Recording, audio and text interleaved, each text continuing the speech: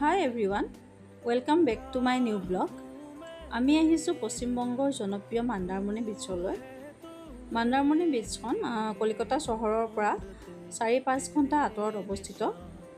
আমি পোনপ্ৰথমে গুৱাহাটীৰ পৰা কলিকতালৈ আহিছিলোঁ। তাৰপিছত কলিকতাত উপস্থিত হোৱাৰ পিছত আকৌ আমি ট্ৰেইন লৈছিলোঁ।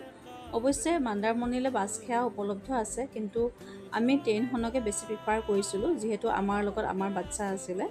সেয়েহে আমি ট্ৰেইনেদি মান্দাৰমণি পালোহি।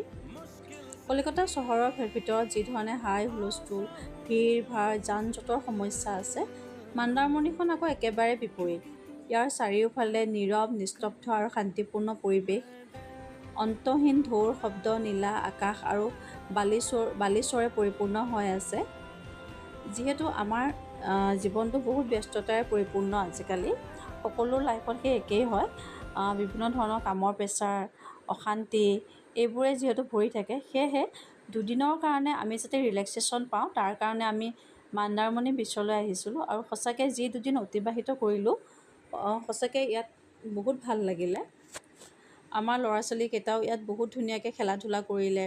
যিহেতু মানুহৰ ভিৰটো কম হয়, গতিকে অচিনাকি মানুহ থকা বুলি কোনো টেনশ্যন হোৱা নাছিলে আৰু সিহঁতি বহুত ধুনীয়াকৈ মুকলিমূৰীয়াকৈ ইয়াত খেলিব পাৰিছিলে। অৱশ্যে মান্দাৰমণি থকা সময়খিনিতে আমি এদিনৰ কাৰণে দীঘাও গৈছিলোঁ। দীঘাখন বহুত হুলস্থুলীয়া পৰিৱেশ আৰু বহুত মানুহৰ ভিৰ, টুৰিষ্টে পৰিপূৰ্ণ হৈ থাকে। মান্দাৰমণিৰ যিটো শান্তিপূৰ্ণ পৰিৱেশ, দীঘাৰ পৰিৱেশটো আকৌ সম্পূৰ্ণ বিপৰীত আছিলে। এইবাৰ মই যাওঁতে যিহেতু বাচ্চা থকাৰ কাৰণে মোক ভালদৰে ভিডিঅ' ল'ব পৰা নাছিলোঁ, কিন্তু ভৱিষ্যতে যাতে মই আকৌ যাওঁ সেই আশাৰে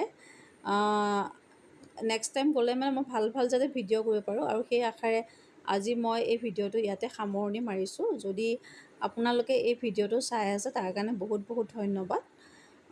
আৰু যদি এই ভিডিঅ'টো আপোনালোকৰ চাই ভাল লাগে তেনেহ'লে লাইক, কমেণ্ট আৰু ছাবস্ক্ৰাইব কৰিব নাপাহৰিব। আগলৈও মই নতুন ভাল ভিডিঅ' দিবলৈ চেষ্টা কৰিম।